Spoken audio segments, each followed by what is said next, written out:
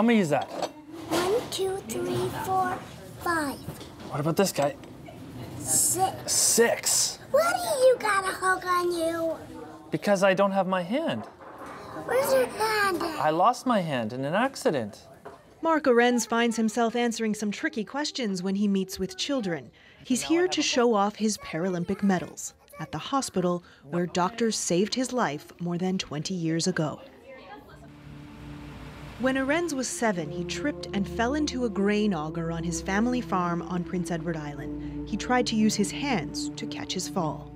My right landed on the shield so that it was fine, but my left did land on the actual shielding of the machine, but only being 7, it kind of went right through, and then instantly I was stuck up to my shoulder in the machine. His younger brother came in the barn running and yelling, and there's something with Mark. So I rushed out, and then we found him laying in the auger. Arendz was airlifted to the region's children's hospital in Halifax in critical condition. That's where his arm was amputated.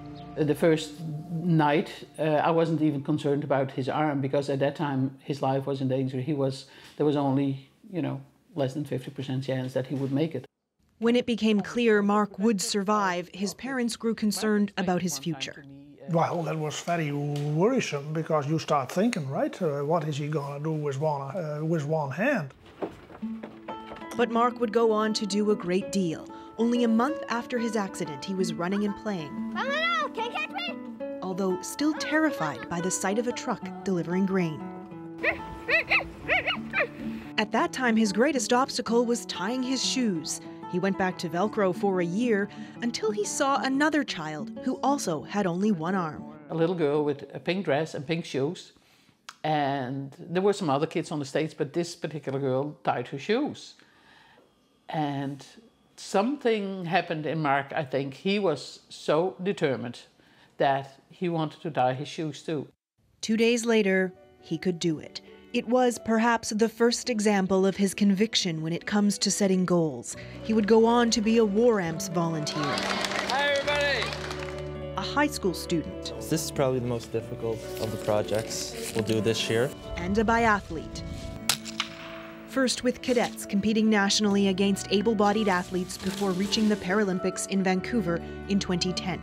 And that's where a childhood dream to be among the best in the world became a realistic target. He came a little closer in Sochi, 2014, missing gold by 0.7 of a second. We're watching Arendz now. It all came together. Hasn't missed a shot all day. In Pyeongchang, 6 races, 6 medals. And finally, the gold medal will be his. More than any Canadian has ever achieved in a single Winter Games.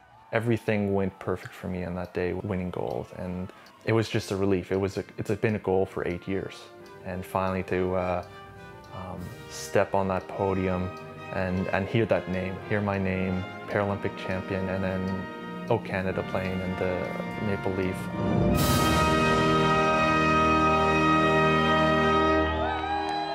He was on top of the world. Yeah, hasn't really changed that much. Now living in Canmore, Alberta, he's come back to the Maritimes to share his success with the people who saved his life. It's wonderful to see you. Yes. Jennifer Muirhead has been a nurse at the IWK Health Centre since Mark was a child. It's heartwarming. It's wonderful. It was like they were just here, and so it's nice to know that you've made that connection with the family, and 21 years later you still have it. All the units have a playroom, which I think they probably did then as well. For Mark, it's the connection with the children that matters most. Let you get comfortable there? Yeah, I've been here a long time. Okay. Eli Rowe is 11 years old.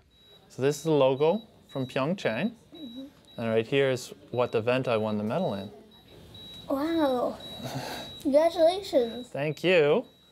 Wow. You got 3 more. And when he's here, he has all the time in the world. Why is that one silver? Because I was second place in that race. Yeah, but how did you win all that? How did I win them? I had to ski really, really fast. 4-year-old Elliot has cerebral palsy. Mark wants him and all children to know there will be better days. I just wanted to inspire that dreaming becomes a goal, and then they can go and chase after that goal. Hi. I like your arm. Thank you. It's funny. Yeah, and I can do that. For him, medals smeared with fingerprints and worn ribbons mean he's done something right. I want as many people as I can to hold them and in that moment be inspired to do whatever they want to do. He says it was the accident that taught him the importance of community. The day after my accident, 12 strangers came to the farm and some had never stepped foot on a farm, and they just wanted to be there to help. Whatever they could do, they wanted to help. Oh, yes! Back home on PEI, his parents couldn't be more proud. They helped him when he was in need, so if you can give back to, that by just a visit, then, oh God, no, sorry. With the next generation of little hands holding the results of big dreams, Mark Arendz has already set another goal. He circled the date on his calendar for Beijing 2022. Only 1,400 more days. Kayla Hounsell, CBC News, Halifax.